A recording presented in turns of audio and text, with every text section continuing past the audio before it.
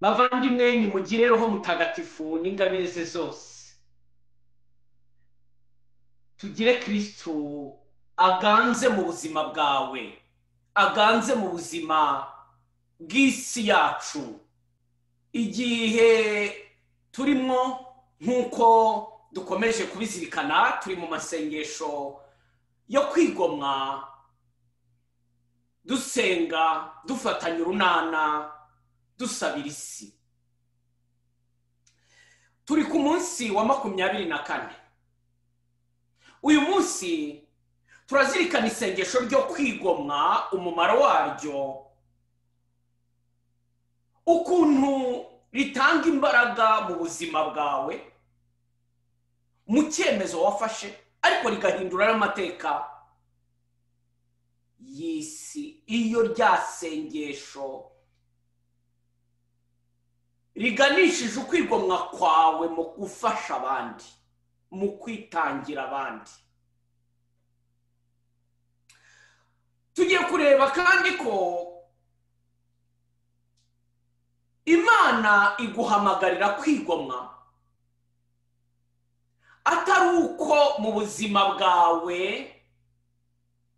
ibihe byo wabayemo byagutunganiye,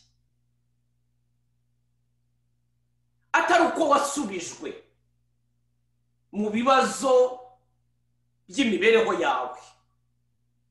Mu yandi magambo, kuba uhamagarirwa gusenga wigomwa, ugira ngo witagatifuze kandi utagatifuze isi, uba umusemburo Imana ikoresha kugira ngo ihindura amateka y'abandi, ihoza abandi, isubiza abandi.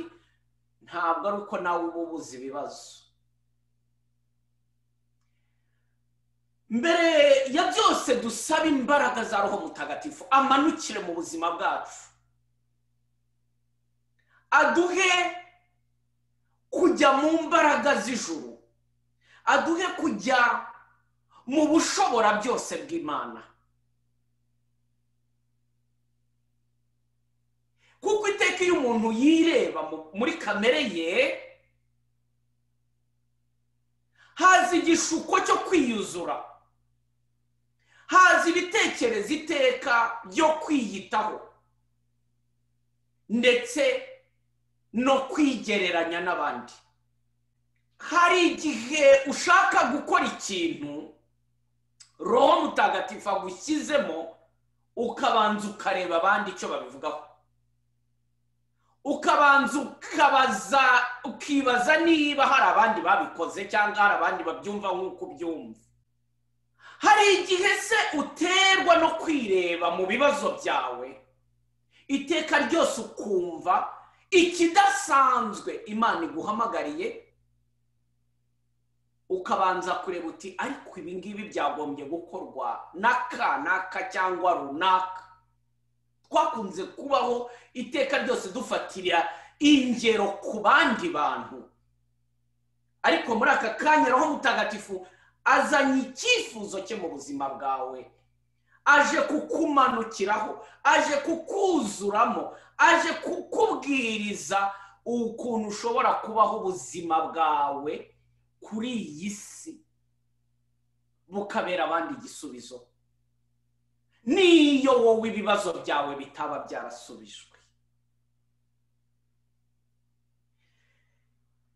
Yudita uyu munsi niwe tuzirikanaho. Mu gitabo cya Yudita umutwe wa 8, mushobora gusoma uwo mutwe wose, ariko ndazirikana ku mirongo 2, wa 6 kugeza ku murongo wa 8. Yudita ninde? Umwari muri Israheli wari waragize uburere n'umuco, yatojwe n'ababyeyi, baramushyingira umugabo we Manase, ariko ntibarambanye, yamubuze ariyo bacyubakana mu gihe gito.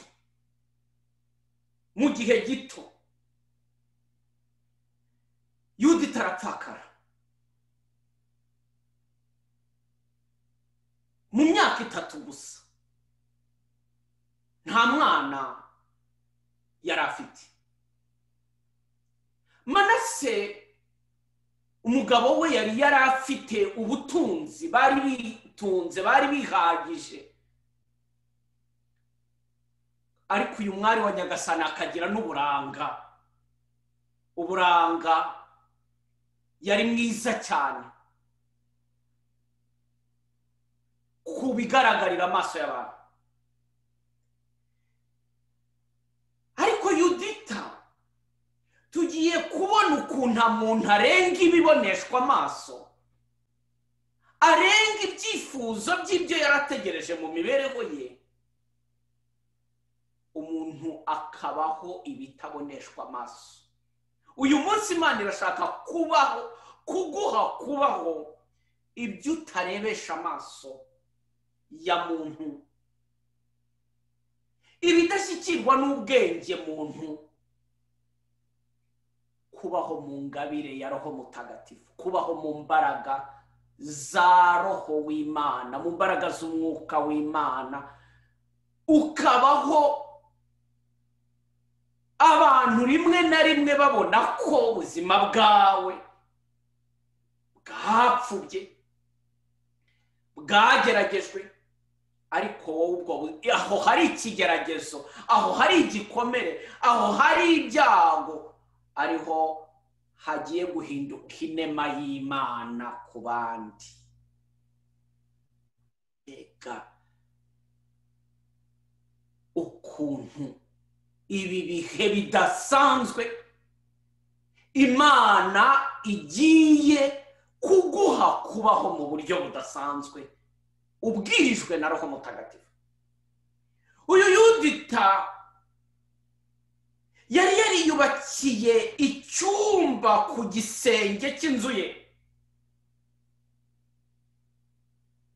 yarazamukaga kugira ngo atazatsikamirwa na bya bikomere by'amateka y'ubuzima bwe, kugira ngo atazaheranwa n'ibibazo byo mu gihe, kugira ngo atazagamburuzwa na kamere y'umubiri we, akazamuka akajya gusenga. Wa mubiri we akicisha bugufi, akambara imyambaro yo kwirabura. Baratubwira ngo yasibaga kurya iminsi yose y'ubupfakazi bwe. Ndi ku murongo wa 6. Uretse ku isabato no ku mboneka y'ukwezi no ku minsi mikuru y'ibyishimo y'inzu ya Isiraheli, yasibaga kurya iminsi yose y'ubupfakazi bwe. Ko atarabuze ibyarya, ko atarabuze ibyo yambara, kuki Yudita afashe iki cyemezo?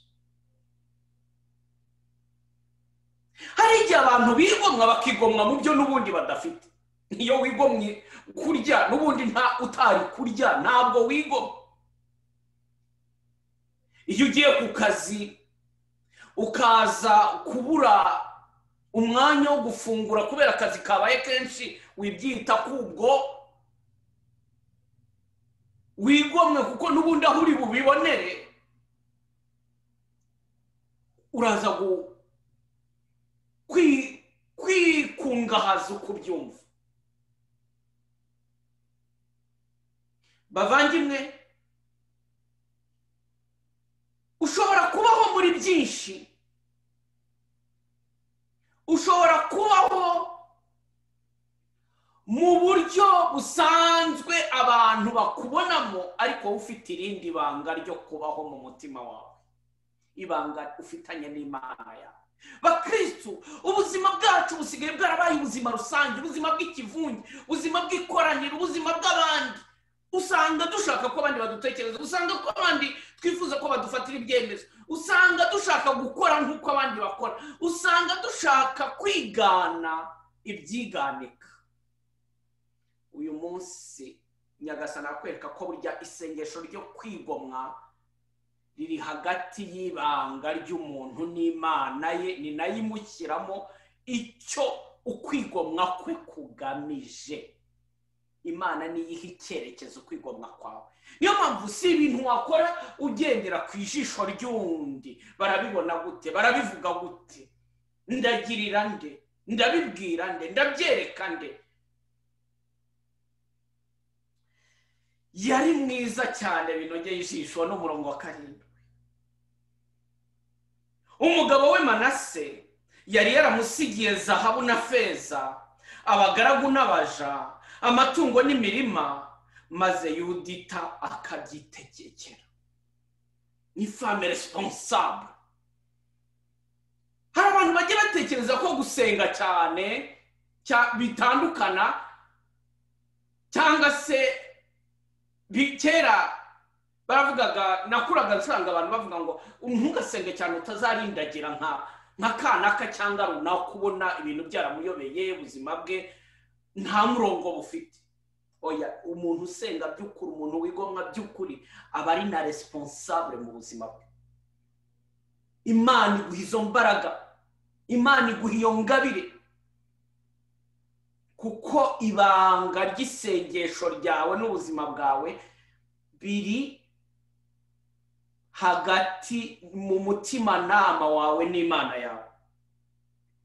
Yudita rero azi kujera umutungo we, azi kwijera ubwe, akajera n'ibye, akajera ibihe, akajera inshuti, akajera abantu, akayobora ukwemera kwe ku Mana. Nguko ngizi imbaraga zo kwemera Imana ishyira mu buzima bwawe, wowe unyumva, wowe unteze amatwi.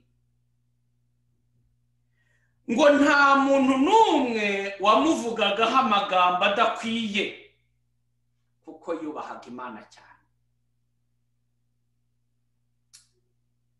Mwumva ahantu isengesho ryo kwigomwa rikugeza, riragusukura, icyambuye kikagutinya.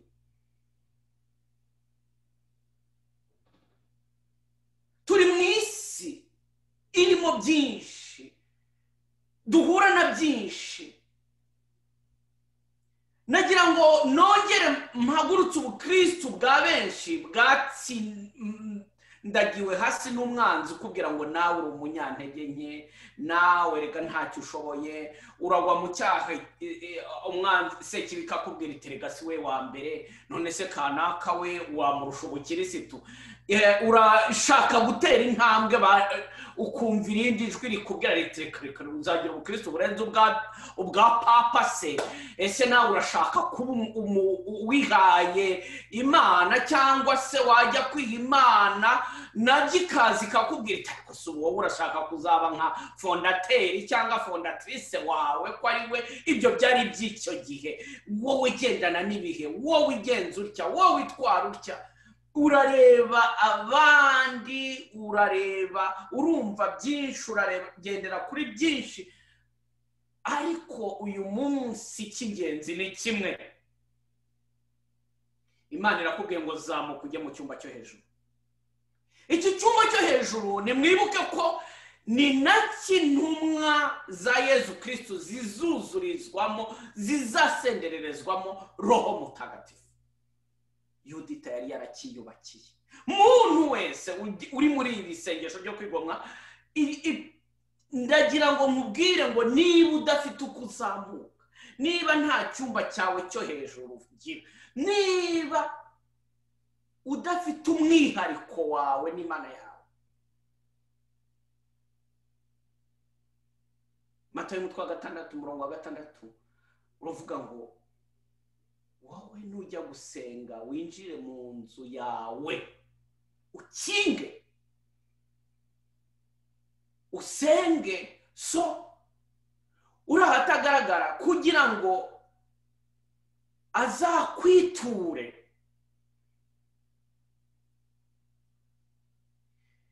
Niba mushaka kwigomwa nyabyo, mukinge, kingira ibitekerezo byose by'umwijima, kingira ibikubuza byose kugera ku ntego yawe.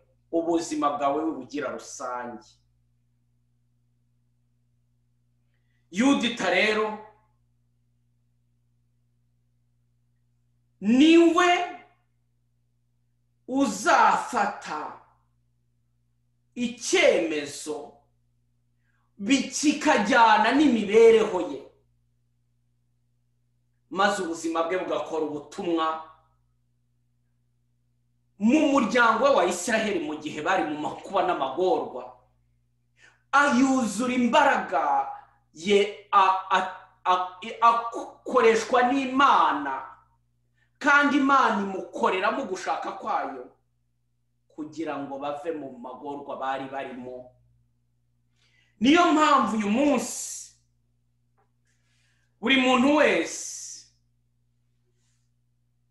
aho ari, Roho Mutagatifu aramuha imbaraga zo kuba wowe, imbaraga zo kwifuza kuba intwari, nawe ukaba nka Yudita, ukwiyemeza kwigomwa guhoraho,